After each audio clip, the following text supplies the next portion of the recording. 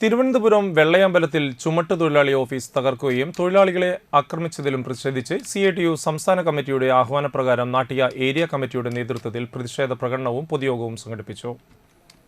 പൊതുയോഗം CITU ജില്ലാ vice president IK Vishnudas ഉദ്ഘാടനം ചെയ്തു.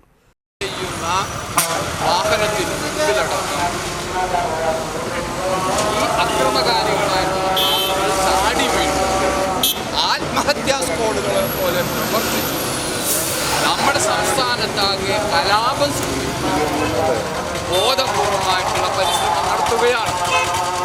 നാളെ ഒരുപക്ഷെ കോൺഗ്രസുകാർ കേന്ദ്രത്തിൽ അധികാരത്തിൽ വരുമോ എന്നടക്കം കണക്കുകൂട്ടിക്കൊണ്ട് കേരളത്തിലെ ഗവർണർ കോൺഗ്രസുകാരടക്കമുള്ള ആളുകളെ വിദ്യാർത്ഥികളെ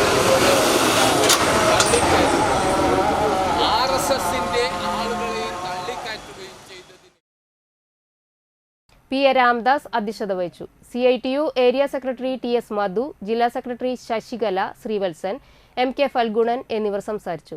പ്രകടനത്തിന് PS Rajeev, BK Sakthidharan, EV Dharman, KS Ajayan, Dilshad, Beena Shashankan, VK Manilal, Abdul Jabbar എന്നിവർ നേതൃത്വം നൽകി.